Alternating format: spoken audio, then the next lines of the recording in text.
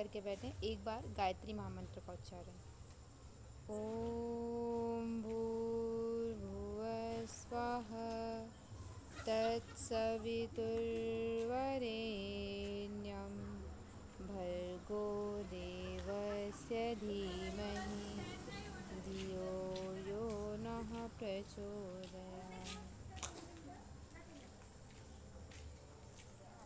अभी तक हमने कौन कौन सा टेक्स्ट पढ़ लिया? हठ प्रदीपिका, शिव संहिता, हठ रत्नावली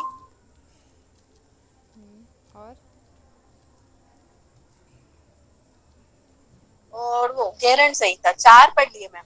4 ही पढ़े हैं। योग वशिष्ठ, वशिष्ठ क्या है? वशिष्ठ संहिता या योग वशिष्ठ? 5 5 पढ़ लिए, ठीक है। 3 हमारा बाकी है, गोरख संहिता, योग बीज और सिद्ध सिद्धांत पद्धति। चलिए अभी हम देख रहे हैं गोरख संहिता। गोरख संहिता में क्या है कि ये जो ग्रंथ है वो किन्होंने लिखा है? गोरक्षनाथ जी ने लिखा है। ये जो ग्रंथ है वो गोरक्षनाथ जी ने लिखा है, ठीक है। बहुत ही नाथ परंपरा का ये क्या है, महत्वपूर्ण ग्रंथ माना जाता है। महर्षि गोरक्ष जी ने लिखा है और इसमें क्या है, 2 अध्याय हैं, ठीक है, जिन्हें क्या कहा जाता है? शतक। शतक क्यों कहा जाता है इसे? क्योंकि प्रत्येक अध्याय में क्या है, 100 है। एक में 100 और एक में 101 है, इसलिए इसे क्या कहा जाता है? शतक भी कहा जाता है, ठीक है। 2 ही अध्याय हैं इस ग्रंथ में, कुल 2 अध्याय हैं। कुल श्लोक कहीं पे 200 माना जाता है, कहीं पे 201 माना जाता है, ठीक है। क्योंकि शतक है इसलिए 100 श्लोक माना जाता है कहीं पे, और कहीं पे फर्स्ट में एक 100 माना जाता है और सेकंड में 101 श्लोक माना जाता है, ठीक है। तो योगांग इसमें क्या है? षडांग योग, ये आप लोग को याद रखना है। इससे क्वेश्चन पूछता है कि हठ योग के कौन से ग्रंथ में षडांग योग का वर्णन है, ठीक है। तो हठ योग के जो गोरक्ष संहिता है उसमें षडांग योग का वर्णन मिलता है। इसमें 6 अंग। अभी तक हमने अष्टांग योग देखा। अष्टांग योग हमने किस में देखा है?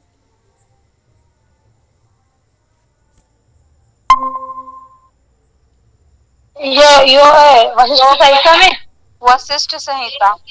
वशिष्ठ संहिता और हाँ। वशिष्ठ संहिता में और क्या? हठ हठ रत्नावली में। हाँ, हठ रत्नावली में, ठीक है। शिव संहिता में किसी तरह के अंग का वर्णन नहीं है। घेरण संहिता में सप्तांग योग है और हठ प्रदीपिका में चतुरंग योग है, ठीक है। यहाँ पे क्या है, गोरख संहिता में षडांग योग का वर्णन है। अब हम प्रथम शतक यानी कि पहला शतक देखते हैं। इसमें भी गुरु को प्रणाम करके गुरु यहाँ भी ये ऐसे हैं, ठीक है। गुरु ऐसे जो क्या है, स्वानंद विग्रह। स्वानंद विग्रह मतलब क्या है? अपने आप में आनंदित हो रहते हैं, ठीक है। गुरु कैसा होना चाहिए? ऐसा नहीं कि उनके अंदर टेंशन हो, ठीक है। वो खुद में ही विग्रह यानी कि सभी चीज़ों से विग्रह होकर के, दूर होकर के अपने में ही आनंदमय हो, जिसके सानिध्य में शरीर चिदानंद स्थान चिदानंद का स्थान बन सके। चिदानंद यानी कि चित्त और आनंद, ठीक है, यानी कि भगवान जिसे चिदानंद, सच्चिदानंद जिसे कहा जाता है, ठीक है। तो उसका स्थान बन सके, ऐसे गुरु का हमें क्या करना है? सानिध्य लेना है। और ऐसे गुरु को प्रणाम करके इस ग्रंथ को प्रारंभ किया है। वेद वेदांग के ज्ञाता हो, गुरु का यहाँ पे वर्णन बताया जा रहा है कि वो कैसा हो। वेद और वेदांग के ज्ञाता हो, योगनिष्ठ हो और योगात्मा और पवित्र हृदय वाले हों, ठीक है। ऐसे गुरु का हमें क्या करना है? ऐसे गुरु के सानिध्य में हमें योग साधना प्रारंभ करना है, ठीक है। योग ज्ञान का प्रारंभ कैसे होता है? योगी गोरक्षनाथ जी ने अपने गुरु को प्रणाम कर योग ज्ञान प्रारंभ किया, जो क्या है, परमानंद को प्रदान करते हैं, ठीक है। गोरक्षनाथ जी के गुरु कैसे हैं? योग ज्ञान को जो प्रदान करते हैं वो क्या है? परमानंद। आवाज आवाज आवाज नहीं आ रही है क्या आप लोग को? आ रही है मैम। आ रही है मैम। थोड़ी सी ब्रेक ब्रेक हुई थी थोड़ी सी। अच्छा, एक अभी थोड़ा सा हुआ होगा, ठीक है। अभी और होगा तो बता दीजिएगा। इस संहिता बोध में योगी को परम पद की प्राप्ति होती है और जन्म मरण के चक्र से वो क्या हो जाता है? छूट जाता है। इसमें भी योग ज्ञान के प्रारंभ से क्या होता है? जब परमानंद की प्राप्ति होती है तो परम पद को प्राप्त कर लेता है और जन्म मरण का चक्र, जो पुनर्जन्म का जो चक्र है, उससे वो छूट जाता है, ठीक है। मन का संयम कर योगी काल और मृत्यु को विजय करके जरा मरण को वश में कर लेता है। वही चीज़ें हैं, नॉर्मल है, ठीक है। ये खाली यहाँ पे सिंपल बताया गया कि योग ज्ञान से क्या क्या होता है। तो परमानंद की प्राप्ति होती है, जन्म मरण के चक्र से छूट जाता है, और वही है सेकंड में भी यही कि मन का संयम हो जाता है, मृत्यु पर विजय प्राप्त कर लेता है। फिर यहाँ पे वेदों की विवेचना की गई है कि 4 वेद जो हमारे हैं, ऋग्वेद, यजुर्वेद, सामवेद और अथर्ववेद, इन 4 वेद में क्या क्या चीज़ों के बारे में बताया गया है। ऋग्वेद जो है वो क्या है, ज्ञान से संबंधित है, ज्ञान के बारे में इसमें बताया गया है, ठीक है। और यजुर्वेद क्या है, कर्म संबंधित है, यानी कि यजुर्वेद में हमें कौन कौन से कर्म करना चाहिए, जैसे श्राद्ध कर्म, विवाह कर्म, ये सारे जो कर्म हैं उनके बारे में विशद वर्णन मिलता है। सामवेद क्या है, उपासना से संबंधित है, यानी कि हमें किस तरह की उपासना करनी चाहिए। और अथर्ववेद जो है अध्यात्म से संबंधित है, परंतु सभी का लक्ष्य एक है, क्या है, मोक्ष की प्राप्ति करना, ठीक है। सभी वेदों का लक्ष्य क्या है, मोक्ष की प्राप्ति करना, पर जो यथार्थ ज्ञान है, तत्व ज्ञान है, उसे जानना। फिर यहाँ पे योग के 6 अंग जो हमारे हैं, षडंग योग, उनका वर्णन है। उसमें क्या क्या है, आसन है, प्राण संरोध यानी कि प्राणायाम है, प्रत्याहार, धारणा, ध्यान और समाधि, ठीक है। अष्टांग योग में जो हमारा होता है यम नियम, उसको छोड़ के बाकी के जो आसन, प्राणायाम, प्रत्याहार, धारणा, ध्यान, समाधि, ये 6 जो अंग हैं वो आपके योग गोरख संहिता में आते हैं, ठीक है। तो पहला यहाँ पे बताया गया है, सर्वप्रथम जो षडंग योग का है, आसन है। आसन क्या है, जीवन योनियों के अनुसार, यानी कि जितने भी 84 लाख क्या है योनियाँ हैं, तो उसी अनुसार हमारे क्या है आसन है, ठीक है। 84 लाख आसन बताए गए हैं, उनमें से 84 को श्रेष्ठ है, उनमें से यहाँ पे कितने हैं, 2 को ही महत्वपूर्ण बताया है। 2 यहाँ पे क्या है महत्वपूर्ण है, श्रेष्ठ हैं 84 आसनों में, वो क्या है, सिद्धासन और पद्मासन, ठीक है। इसको यहाँ पे कमल आसन भी लिखा है, पद्मासन को कमल आसन यानी कि कमल आसन यानी कि पद्मासन, दोनों सेम ही है। तो 2 सर्वश्रेष्ठ आसन है। आसन का संयुक्त लाभ क्या होता है, मतलब कि जब हम आसनों का अभ्यास करते हैं तो उसके लाभ क्या होते हैं, यहाँ पे बताए गए हैं। आसन सिद्ध होने पर संपूर्ण योग क्रिया सिद्ध हो जाती है, मतलब कि सभी योग क्रिया जो है वो सिद्ध हो जाती है। वासनाओं का त्याग हो जाता है, जैसे रुपये, पैसे, स्त्री की लोलुपता आदि का त्याग हो जाता है जब आसन सिद्ध हो जाता है। फिर आसन के जो 2 मुख्य आसन बताए हैं सर्वश्रेष्ठ, उसके यहाँ पे लाभ और कैसे उसकी विधि है उसके बारे में वर्णन मिलता है। तो पहला है सिद्धासन। सिद्धासन में क्या है, बाएं पाँव की एड़ी को मेढ्र में और दाएं पाँव की एड़ी को लिंग में रखना है, ठीक है, सेम ही है। पहले बाएं पाँव को एड़ी को मेढ्र में रखना है और दाएं पाँव को लिंग में रखना है। जालंधर बंद लगाना है, भ्रू मध्य दृष्टि रखना है, ठीक है। हृदय का पार्ट को खोल कर, ये जो लाभ है मतलब ब्राउन में जो लिखा है वो उसके लाभ हैं। हृदय का पार्ट खोल मोक्ष मार्ग का दर्शन कराता है, ठीक है। जो ये सिद्धासन है वो क्या करता है, हृदय का पार्ट यानी कि अनाहत चक्र का जागरण करके मोक्ष मार्ग का दर्शन कराता है। ये उसका सिद्धासन का लाभ यहाँ पे बताया है। दूसरा है आपका पद्मासन। पद्मासन में 2 तरह की विधि है, एक तो बद्ध पद्मासन की और दूसरा क्या है पद्मासन विधि जो हमारा सिंपल नॉर्मल पद्मासन करते हैं उसका, इन दोनों का यहाँ पे वर्णन मिलता है, ठीक है। तो बद्ध पद्मासन में क्या करना है, बद्ध पद्मासन की विधि करना है, ये तो आप पता ही है बद्ध पद्मासन कैसे करते हैं, ठीक है। फिर नासिकाग्र दृष्टि रखना है, चिबुक को हृदय प्रदेश में लगाना है यानी कि जालंधर बंद लगाना है। इससे क्या होता है, बद्ध पद्मासन से सभी व्याधियाँ दूर करने वाला है। जो बद्ध पद्मासन की विधि बताई है वो सभी व्याधियों को दूर करने वाला है। दूसरा इसमें सेकंड, इसी पद्मासन के अंतर्गत आपके सिंपल पद्मासन जो हम करते हैं उसकी विधि बताई है, उसमें लाभ बताया है कि सभी पापों को नाश करने वाला है, ठीक है। फिर यहाँ पे और जो हमारे शरीर में जानने योग्य चीज़ों के बारे में बताया है कि और क्या क्या चीज़ें हैं जो हमें शरीर में जानना चाहिए। तो शरीर में जो है 29 ज्ञातव्य अवयव हैं, जिनके बारे में, ज्ञातव्य अवयव मतलब क्या, जिनके बारे में हमें जानना चाहिए। तो वो क्या क्या हैं, पहला तो षटचक्र, यानी कि जो हमारे षटचक्र हैं, मूलाधार, स्वादिष्ठान, मणिपुर, अनाहत और विशुद्धि और आज्ञा चक्र, ये जो षटचक्र हैं इन इनके बारे में हमें, अरे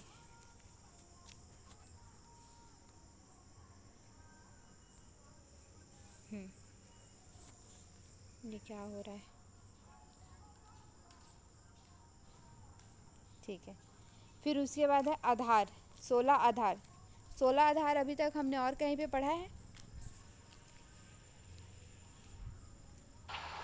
जी हाँ मैम पढ़ा है। कहाँ पे पढ़ा है?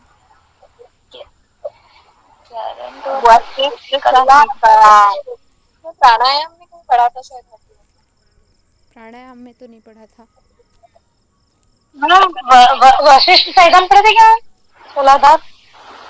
हाँ, वहाँ भी नहीं पढ़े थे। याद कीजिए, याद कीजिए। 16 आधार क्या है? जालंधर बंद में हमने पढ़ा था कि जालंधर बंद के द्वारा क्या होता है, 16 आधार पर हम नियंत्रण प्राप्त कर लेते हैं। प्राणों का अलग अलग 16 आधार पे हमें मतलब कि पूरे शरीर में पैर से लेके जो सर तक, ब्रह्मरंध्र तक हमारे 16 आधार होते हैं, उसमें हम नियंत्रण प्राप्त कर लेते हैं। ऐसा जालंधर बंद में हठ प्रदीपिका और घेरण संहिता दोनों में बताया है। ठीक है। मैम आपकी वॉइस कट रही है।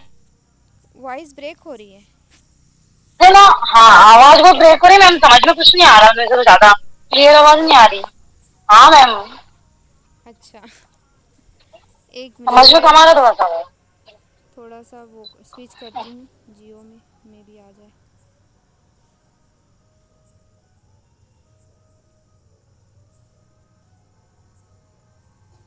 अभी आ रही है?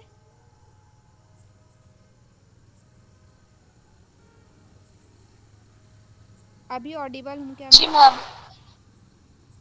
ठीक है। Yes ma'am. तो 16 आधार में यहाँ पे पूरा 16 आधार के बारे में बताया। पादांगुष्ठ, पैर के अंगूठा, मूलाधार, फिर गुहाद्वार, वज्र गर्भ नाड़ी, ठीक है, वज्रा नाड़ी या फिर चित्रा नाड़ी जिसको कहते हैं, जो सुषुम्ना के पास होता है। ठीक है। और सुषुम्ना का स्थान बेसिकली कहाँ से माना जाता है?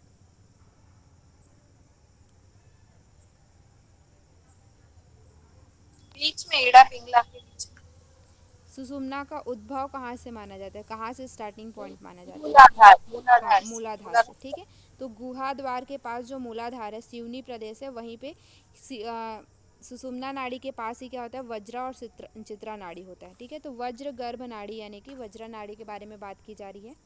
फिर उद्यान बंध है, नाभि मंडल है, हृदय आधार है, कंठ आधार है, कंठ मूल आधार, जीवा मूल आधार, जीवा अधोभाग आधार, फिर ऊर्ध्व दंत मूल आधार, नासिका आधार, नासिका मूल, नेत्राधार, भ्रूमध्य आधार।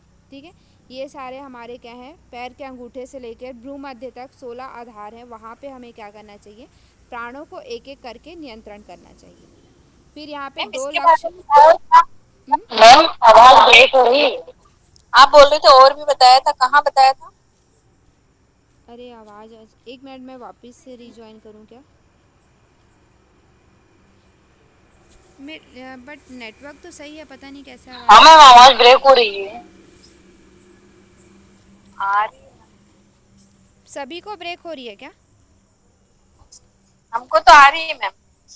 आप क्लियर है मैम, अभी नहीं हो रही, अभी क्लियर है। बीच बीच में अभी हो रहा है क्लियर है। ऐसा।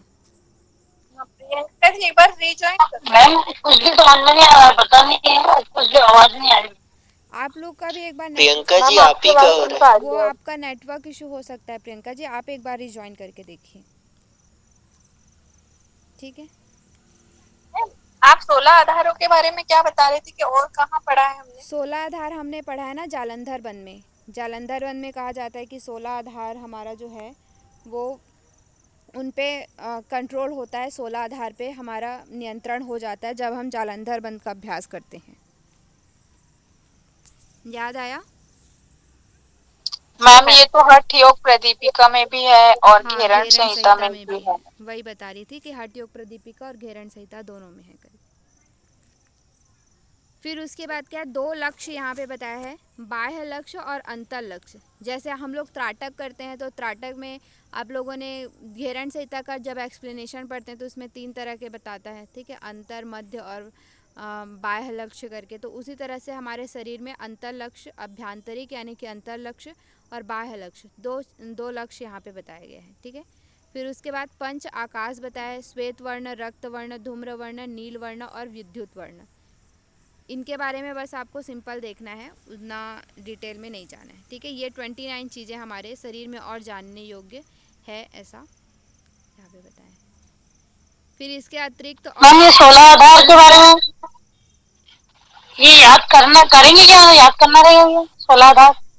नहीं, 16 आधार से अंदर से जरूरी है? क्वेश्चन नहीं आता है कि कहाँ कहाँ पे है करके, ठीक है। अंदर से क्वेश्चन नहीं आता है इसमें, अभी तक तो नहीं आया है। चलिए, इसके अतिरिक्त और हमारे शरीर में क्या है, 23 तत्व हैं। पंच ज्ञानेंद्री, पंच कर्मेंद्री, पंच तन्मात्रा, पंच महाभूत और बुद्धि चित्त अहंकार, ठीक है। ये हमारे, जैसे हम लोग उसमें पढ़ते हैं 25 तत्व पढ़ते हैं, उसी तरह से हमारे शरीर में यहाँ पे 23 तत्व का वर्णन है। पंच कर्मेंद्री, ज्ञानेंद्री, तन्मात्रा, महाभूत, चित्त, बुद्धि और अहंकार। एक स्तंभ, इन सभी का स्तंभ क्या है? एक स्तंभ मतलब क्या होता है?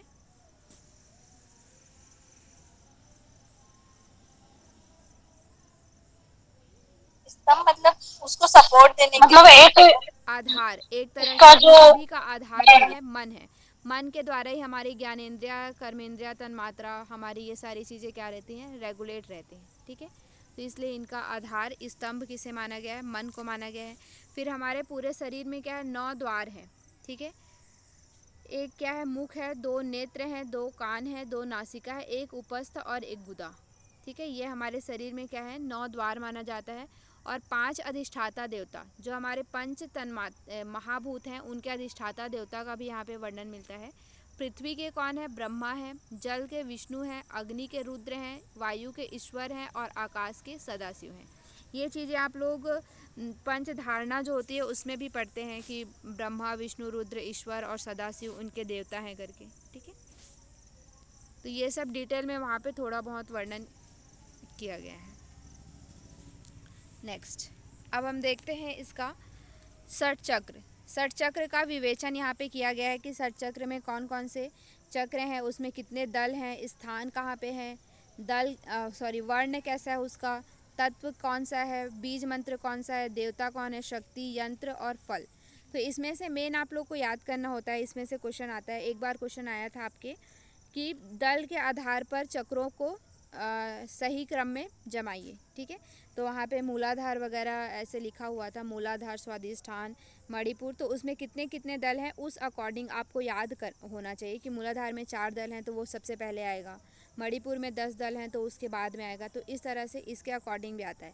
हो सकता है कि आपको स्थान के आधार पे पूछ दिया जाए कि क्या बोलते हैं, ये जो आपके षट चक्र हैं उसे स्थान के आधार पे सही क्रम में जमाइए, ठीक है। या फिर आपके तत्व और बीज मंत्र भी इसमें इम्पॉर्टेंट है, तत्व और बीज मंत्र के आधार पे भी पूछा जा सकता है। तो ये चीज़ें हर जगह कॉमन रहती हैं, तो आप लोगों को माइंड में रखना है, ठीक है। तो मूलाधार में कितने दल होते हैं? 4 दल होते हैं। स्थान कहाँ पे रहता है? गुदा स्थान में रहता है। वर्ण यानी कि रंग उसका कैसा होता है? पीले रंग का होता है। और तत्व क्या है? पृथ्वी तत्व है।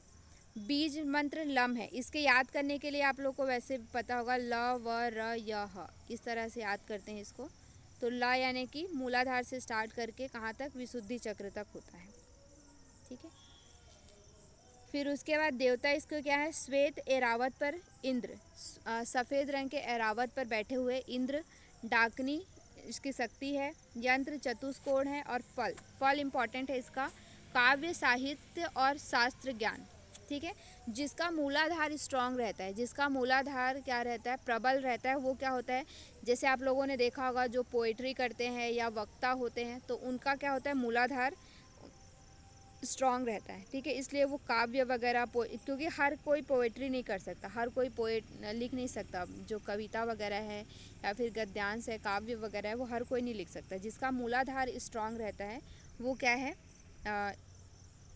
क्या बोलते हैं? काव्य, साहित्य और शास्त्र ज्ञान रखता है, ठीक है। तो इसके आधार पे भी आपको पूछा जा सकता है, फल के आधार पे। ये जो गोरख संहिता का है वो बहुत इंपॉर्टेंट है ये चीज़, तो इसको आप लोग देख के रखिएगा।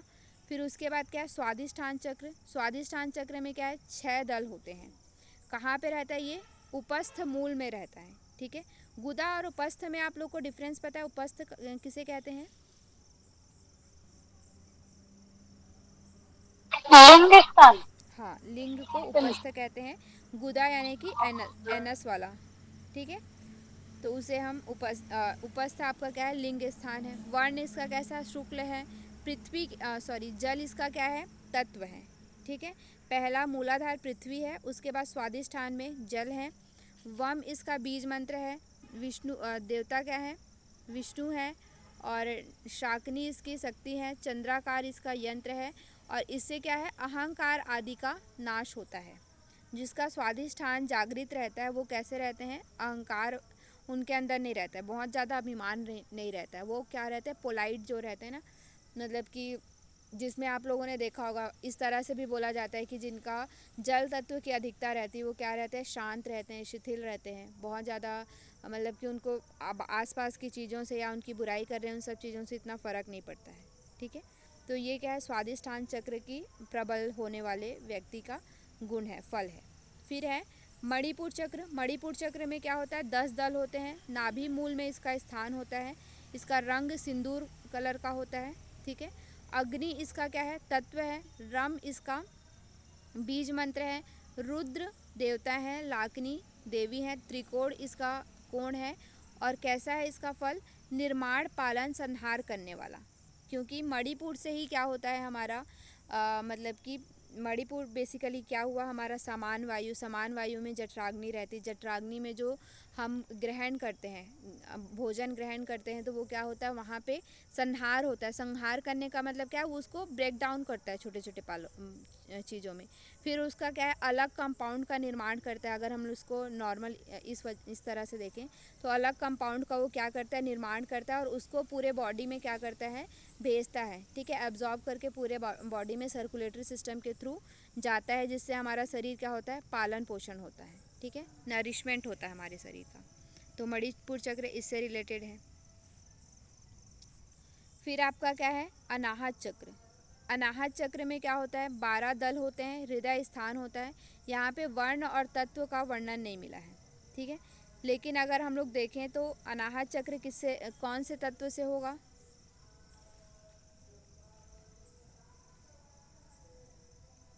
ये होगा पृथ्वी, जल, अग्नि, वायु। वायु तत्व से। कैसे, वायु मतलब हमारा जो चेस्ट रीजन है, आ, जो अनाहत चक्र है उसमें कौन सा वायु रहता है, प्राण वायु रहता है, ठीक है। तो इसलिए इसको हम लोग क्या बोल सकते हैं, वायु तत्व बोल सकते हैं। लेकिन यहाँ पे नहीं दिया हुआ है, बट आपका क्वेश्चन आता है कि तत्वों के अकॉर्डिंग उसको अरेंज करिए, तो वायु तत्व के लिए अनाहत चक्र आएगा। फिर यम इसका बीज मंत्र है। ईश्वर देवता है। काकनी शक्ति है। षटकोण इसका यंत्र है। और इसमें क्या होता है, फल पर काय प्रवेश करना, निष्काम साधक योग सिद्ध को प्राप्त करता है। मतलब कि जब अनाहत चक्र जिसका जागृत रहता है वो उस क्या होता है, वो निष्काम भाव से साधना करता है और सिद्धि को प्राप्त करता है, ठीक है। फिर है विशुद्धि चक्र। विशुद्धि चक्र में क्या है, 16 दल हैं। कंठ इसका स्थान है। वर्ण यहाँ पे नहीं बताया है। तत्व अगर हम देखें तो इसका आकाश तत्व मान सकते हैं, ठीक है। फिर हम बीज मंत्र है। सदाशिव इसके देवता हैं। शाकनी इसकी देवी है। वर्तुलाकार, वर्तुलाकार इसका यंत्र है। साधक के मन में अनंत शांति होती है। जब जिसका विशुद्धि चक्र जागृत रहता है उसका मन कैसा होता है, शांत होता है और निरोगता आती है, ठीक है, आरोग्य लाभ उसको मिलता है। फिर आपका है आज्ञा चक्र। आज्ञा चक्र में क्या है, 2 दल होता है। बहुमध्य होता है। यहाँ पे वर्ण नहीं बताया है, तत्व भी इसमें नहीं रहता है। प्रणव इसका बीज मंत्र है, ओंकार, ठीक है, ओंकार बीज मंत्र है। शिव इसके देवता है। हाग्नि इसकी शक्ति है। त्रिकोण इतरलिंग इसका यंत्र है। और क्या है, कुंडलिनी शक्ति का जागरण एवं परम शिव से ऐक्य हो जाता है। जिसका आज्ञा चक्र जागृत होता है उसका कुंडलिनी शक्ति का जागरण और परम शिव का ऐक्य हो जाता है, ठीक है। आप लोगों ने पंडित श्री राम शर्माचार्य जी के बारे में जानते होंगे, तो वो क्या कहते हैं कि हम जैसे कि बाकी जो टेक्स्ट है उसमें कहा जाता है कि मूलाधार चक्र से हमें अपने कुंडलिनी जागरण का प्रयास करना चाहिए। लेकिन क्या होता है, जब हम अभ्यास करते हैं और इस तरह से मूलाधार चक्र का जागरण होता है, तो क्योंकि एक चक्र क्या है, एक बोला जाता है कोश, कोश यानी कि ऊर्जा कोश है, ठीक है, जहाँ पे बहुत ज़्यादा एनर्जी होती है। तो जागृत होता है जब मूलाधार चक्र, तो जो साधक है वो उसको बियर नहीं कर पाता, उस एनर्जी को बियर नहीं कर पाता, जिसकी वजह से मतलब कि वो क्या हो जाता है, भटक जाता है। इसलिए जो पंडित श्री राम शर्मा आचार्य जी हैं वो क्या कहते हैं कि हमें सर्वप्रथम आज्ञा चक्र से प्रारंभ करना चाहिए। अगर हम आज्ञा चक्र से प्रारंभ करते हैं तो बाकी की कुंडलिनियाँ भी जागृत होती हैं और हमारे अंदर क्या होता है, आज्ञा चक्र से जब हम स्टार्ट करते हैं तो नियंत्रण रहता है। ठीक है। फिर क्या है, सहस्त्रार चक्र। सहस्त्रार चक्र में हजार दल होता है, ब्रह्मरंध्र इसका स्थान है, श्वेत वर्ण है, वर्ण तत्व और बीज मंत्र नहीं दिया है क्योंकि इसमें नहीं होता है। ठीक है। परम शिव है इसके, तेजोमय निर्वाण शक्ति है, वर्तुलाकार है, साधक के मन में अनंत शांति और निरोगता की। शायद मैं इसको चेंज नहीं कर पाई हूँ, आप लोग मुझे इसको याद दिलाइएगा, मे बी ये गलत है। ठीक है। जब मैं स्लाइड बना रही थी तो मैं इसको चेंज नहीं कर पाई हूँ, ऐसा मुझे लग रहा है, एक बार मुझे देखना पड़ेगा। नेक्स्ट है इसमें आगे बताया है कामाख्य पीठ। कामाख्य पीठ मतलब क्या होता है, किसे बोला जाता है?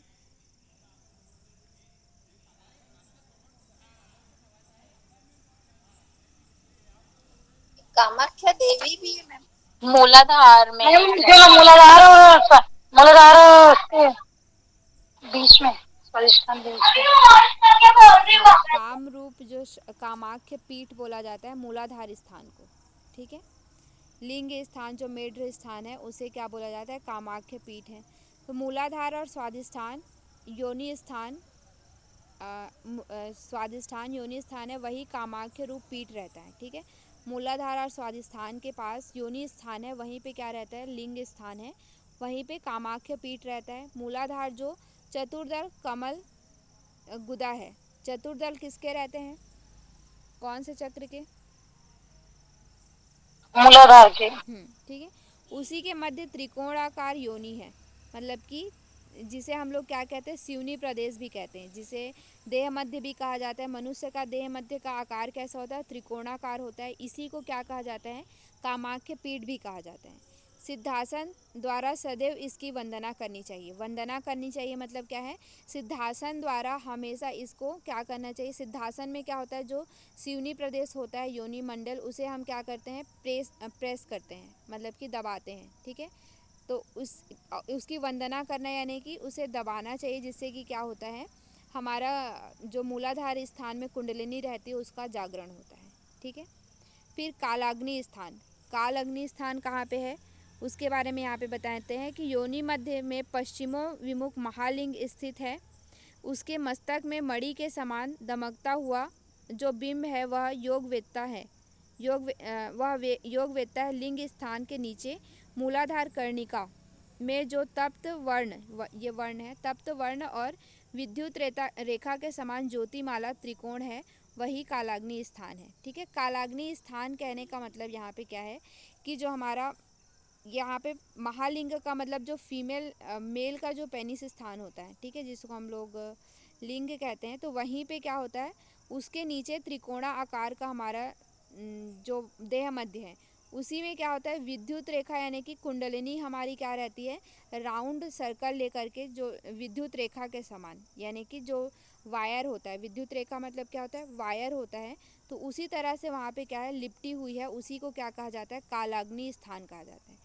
कालाग्नि क्यों बोला गया है, कोई बता सकते हैं इसे कालाग्नि क्यों बोला है?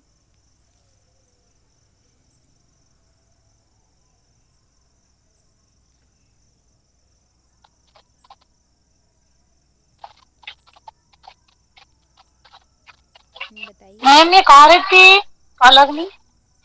उसी को मैम ये वो यहाँ पे रहती है कुंडलिनी क्या, को, मतलब शादी कुंडलिनी को शादी? कालाग्नि बोला गया है, एक तरह से बोला जाए तो कुंडलिनी जो है उसे कालाग्नि बोला है यहाँ पे। कालाग्नि क्यों कहते हैं, मेरा क्वेश्चन ये है।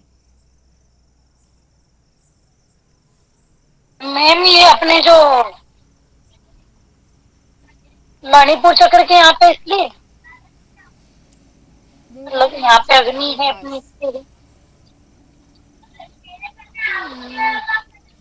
देखिए मूलाधार चक्र के पास हमारा क्या है, त्रिकोण आकार का मध्य स्थान है। मध्य स्थान के पास क्या है, विद्युत रेखा यानी कि जो वायर को, जो इलेक्ट्रिक वायर की तरह वहाँ पे क्या है, एक ज्योति त्रिकोण आकार के पास विद्युत रेखा के समान ज्योति है। विद्युत रेखा यानी कि इलेक्ट्रिक वायर के समान जो है उसे हम क्या कहते हैं, कालाग्नि कहते हैं। एक तरह से ये क्या है, कुंडलिनी है।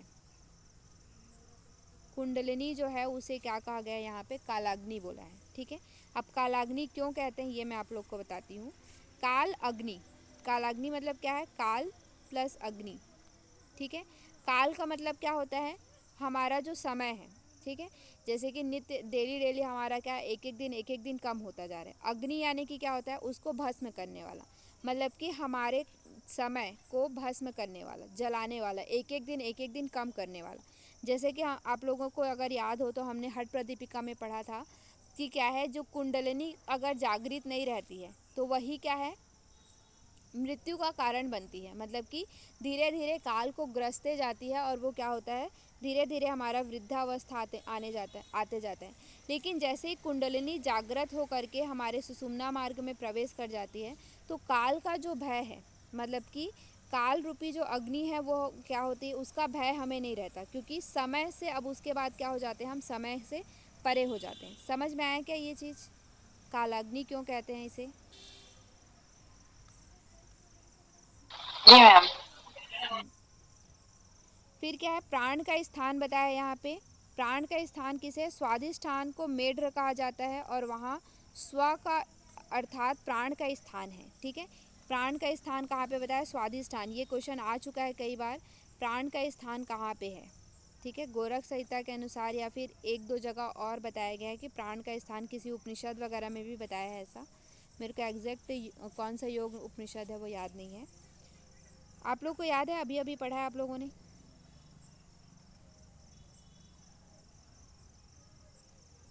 कौन से योग उपनिषद में प्राण के स्थान स्वादिष्ठान में बताया है।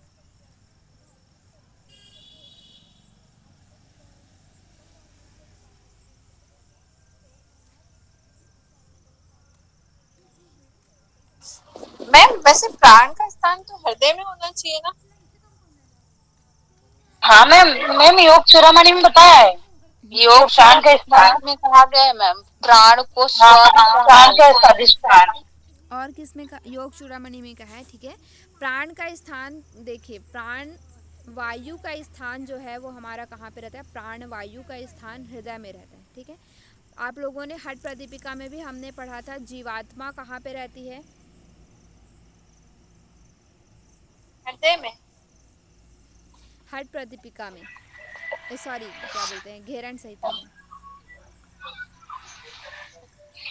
जीवात्मा प्राणवायु। मैं मूलाधार चक्र, हाँ, मूलाधार में। ठीक है, मतलब कि मूलाधार स्वादिष्ठान, यहीं पे स्थान इसका। और स्व मतलब क्या होता है, प्राण होता है। ठीक है, स्वादिष्ठान में जो है स्व का अर्थ क्या होता है, प्राण होता है, इसलिए यहाँ पे प्राण जो है वो स्वादिष्ठान में बताया। और कहीं कहीं पे ये भी होता है कि टेक्स्ट अपने अपने अनुभव के अकॉर्डिंग, जैसा कि मैंने आप लोग को पहले ही बताया था कि जो योगी हैं वो अपने अपने अनुभव के अकॉर्डिंग टेक्स्ट में लिखे हुए हैं। ठीक है, तो आप लोग को जो टेक्स्ट में लिखा हुआ है वो चीज़ देखना है कि यहाँ पे स्वादिष्ठान में प्राण का स्थान बताया गया है।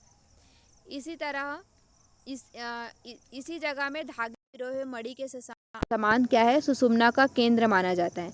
जो स्वादिष्ठान चक्र है वहीं पे क्या है, सुषुम्ना का केंद्र माना जाता है, यानी कि सुषुम्ना का स्थान माना जाता है। फिर यहाँ पे क्या है, 10 नाड़ियों का वर्णन है। जो हमारे 10 नाड़ियाँ होती हैं उनका वर्णन और उनके स्थान कहाँ कहाँ पे है उसका वर्णन मिलता है। ठीक है, तो पहला क्या है, ईड़ा नाड़ी है। ईड़ा नाड़ी कहाँ पे होती है, बाई नासिका यानी कि चंद्र में होता है। पिंगला नाड़ी कहाँ पे होता है, दाई नासिका में होता है।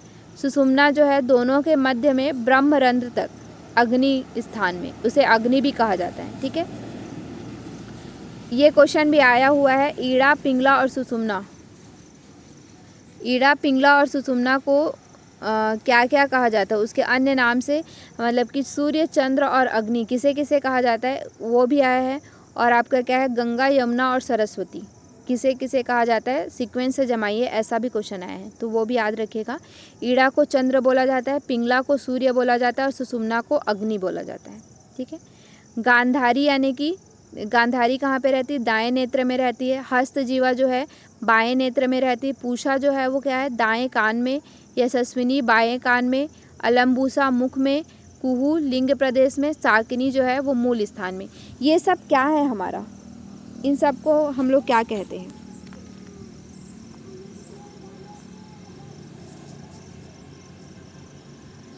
इसको ऑब्ज़र्व करिए और देखिए कि ये हमारे इन सब को हम एक साथ मिला के क्या कहते हैं।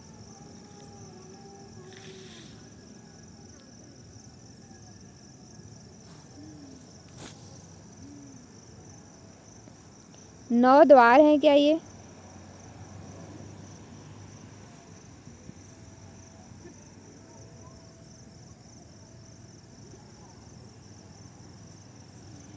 क्या हुआ, 9 द्वार हैं?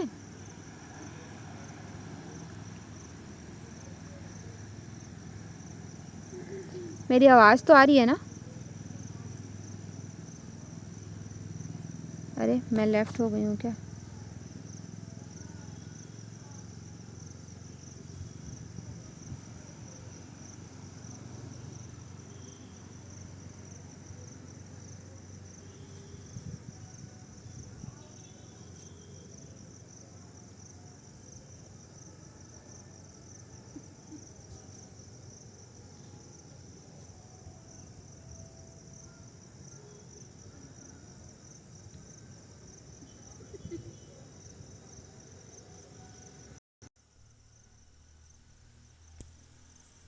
सारी ध्यान लगाओ उसके बाद वही कर रहे हैं। साइंस की बात यही होती है, योग में पता नहीं क्या क्या यही सब चीजें फिर मिक्स हो जाती है ना चीजें, वो रट्टा मारना पड़ेगा। मिक्स हो जाती, समझ में यार हर जगह अलग अलग चीजें, कितना किस तरीके से आप थ्योरी एक होनी चाहिए हर चीज ना, वो अलग अलग कुछ। हाँ वही। एक हो तो आप उसको याद करें, हर चीज अलग, हर चीज अलग अलग, ये चीज बड़ा कंफ्यूजन हो जाता है इंसान। वही कंफ्यूजन हो जाता है कि हृदय में है कि स्वादिष्टान चक्र में है। कोई बात नहीं, देखिए आप लोग को ना गोरख संहिता में स्वादिष्ठान चक्र में अलग से है। देखो मेन तो हृदय में ही है, हर जगह हृदय में मेन माना गया हमें लगता है। तो एक दो जगह मेरी वॉइस आ रही है अभी? हाँ ना। हाँ, एक दो जगह ही जो है ऐसा होता है, तो वो सब चीज़ें देखिए हर टेक्स्ट में एक जैसा नहीं लिखा होता है, ठीक है? क्योंकि जैसे अभी साइंस मैं की आ गई क्या? वॉइस नहीं आ रही है क्या मेरी?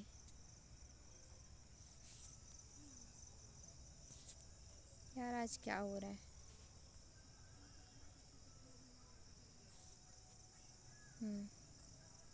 हाँ अभी आ रही है वॉइस? Yes ma'am. पता नहीं कैसे आज मैं लेफ्ट हो गई थी। मैम आवाज नहीं आ रही थी आपकी इसलिए। हाँ मैं लेफ्ट हो गई थी। कहाँ तक सुना था आप लोगों ने? वही स्वादिष्टान चक्र वाले आगे का बता रहे। स्वादिष्टान चक्र में प्राण का स्थान। देखिए एक दो जगह ही जो है वो डिफरेंट रहता है, क्योंकि ये सब क्या है अनुभव बेस्ड था। जैसे अभी क्या है एक्सपेरिमेंटल लंग्स कहाँ पे है ये पता है, ठीक है, वो चीज़ें कहाँ पे वो सब चीज़ पता है। लेकिन ये पहले एक्सपेरिमेंटल बेस्ड पे होता था, तो कहीं कहीं पे कुछ डिफरेंस है। और क्योंकि एग्ज़ाम पर्पज़ से आप लोग को याद करना पड़ेगा। हाँ हमने 10, इसके बाद हमने देखा था 10 नाड़ी, ठीक है।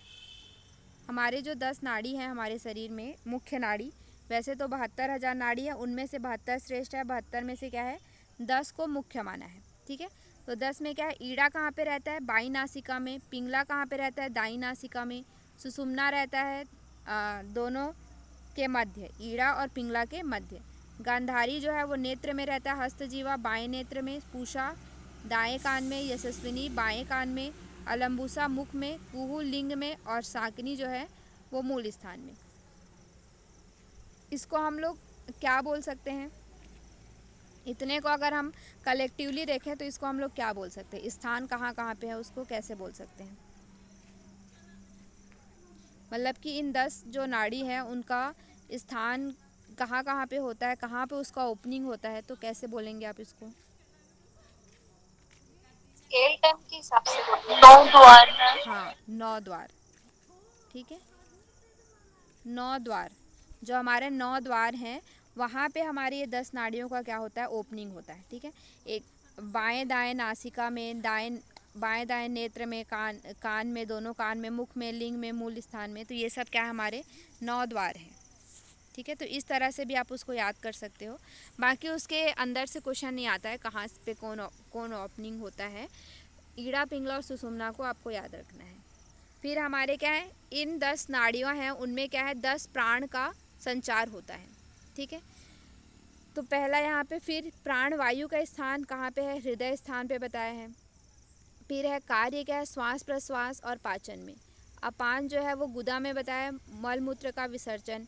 समान जो है नाभि में बताया है, ठीक है। शरीर में यथावस्थ अवस्था रखना, मतलब कि शरीर की यथावस्थ अवस्था का मतलब क्या हुआ कि शरीर जैसा है वैसा रखना, यानी कि डिजेनरेशन प्रोसेस हमारे बॉडी में होता रहता है, तो अगेन उसको क्या करना, नरिशमेंट देना। जैसा हमारा शरीर है वैसा रखने का काम क्या होता है, समान वायु का होता है नाभि स्थान में। फिर क्या है, उदान कहाँ पे रहता है, कंठ में रहता है। ग्रहण और त्याग करना, ठीक है। हमारे कंठ से क्या होता है, कुछ भी चीज़ को हम खाते हैं तो ग्रहण करते हैं और वहीं से बाहर त्याग करने, यानी कि वोमिटिंग का जो सेंसेशन होता है या वोमिट होता है वो कहाँ से होता है, उदान से। या इसको हम लोग ग्रहण और त्याग का उससे भी ले सकते हैं, जैसे कि नासिका के द्वारा हम श्वास का ग्रहण करते हैं और वहीं से क्या करते हैं, त्याग करते हैं, इस तरह से, ठीक है। फिर क्या है, व्यान वायु है। व्यान कहाँ पे रहता है, समूचे शरीर में, यानी कि पूरे शरीर में व्यान वायु रहता है। फिर है संपूर्ण शरीर में ग्रहण और त्यागना, इसका भी काम बताया गया है, ठीक है। फिर क्या है, नाग जो है अस्थि त्वचा और सभी, इनका बाकी सबका क्या है, अस्थि त्वचा और आदि अंगों में बताया है। इसके स्थान से क्वेश्चन नहीं आता है, यहाँ से स्थान से क्वेश्चन आता है, ठीक है। अपान प्राण उदान समान व्यान कहाँ कहाँ पे रहता है, या ऐसा बोला जा सकता है कि उसके स्थान के हिसाब से उन्हें जमाइए, ठीक है। तो वो सब आप लोग देख लीजिएगा। सीक्वेंस को क्या आजकल बहुत ज़्यादा आने लगा है, या फिर मैच द फॉलोइंग में आ सकता है, इनके काम के साथ मैच द फॉलोइंग में आ सकता है, ठीक है। तो वो सब आप लोग याद करते हुए चलिएगा, बार बार रिवाइज करिएगा। फिर क्या है, नाग जो है वो कहाँ पे रहता है, नाग का काम क्या होता है, ढकार। ढकार मतलब क्या होता है, जैसे खाना खाने के बाद जो ढकार आता है, ठीक है। फिर क्या है, कुर्म। कुर्म यानी कि नेत्रोन्मीलन, यानी कि आँखों को पलक झपकना खोलना। क्रिकल का काम क्या है, छींकना। देवदत्त का काम क्या है, जम्हाई लेना। धनंजय का काम है 4 घटी तक मृत शरीर में व्याप्त, मतलब कि शरीर के मर जाने पर, मृत हो जाने पर भी 4 घटी तक वो हमारे शरीर में क्या रहता है, व्याप्त रहता है। फिर यहाँ पे हंस और अजपा गायत्री का है। प्राणवायु हकार ध्वनि से बाहर आता है और सकार ध्वनि से भीतर प्रवेश करता है। इस प्रकार हकार और सकार रूपी ध्वनि के कारण हंस शब्द बनता है, और जब साधक इन दोनों ध्वनियों को बार बार एक दिन में 21,600 बार की आवृत्ति करता है तो इसे क्या कहते हैं, अजपा गायत्री कहते हैं। ऐसा हमने और कहीं पे पढ़ा है अजपा गायत्री के बारे में? हाँ मैम, पढ़ा था। कहाँ पे पढ़ा था? घेरण संहिता में। घेरण संहिता के कौन से अभ्यास में? मैम ये नाद नाद नादन मतलब नाद क्रिया में क्यों लास्ट में पढ़ा था मैम। और कोई बता सकता है?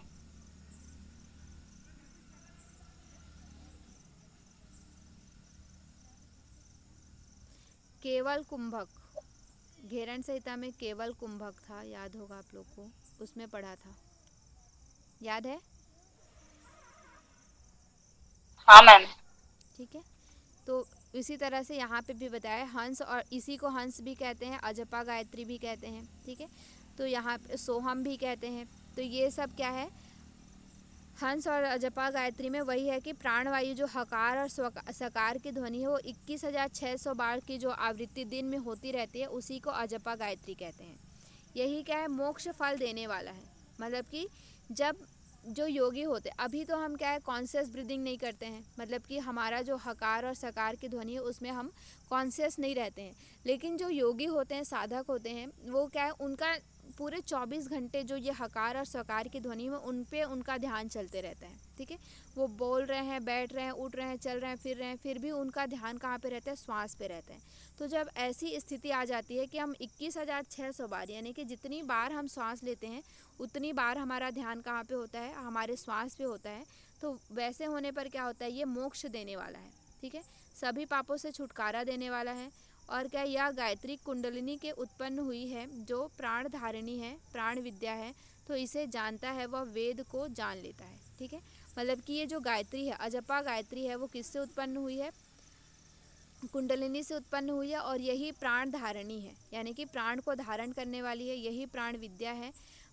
तो जब इसे हम जान लेते हैं, यानी कि नित्य प्रति 24 घंटे 21,600 बार जब हम इसका नित्य प्रति ध्यान करते हैं, इसका आवृत्ति करते हैं, तो वेद को हम बिना पढ़े ही जान लेते हैं। ठीक है, मतलब कि वेद का वो क्या हो जाता है? ज्ञाता हो जाता है।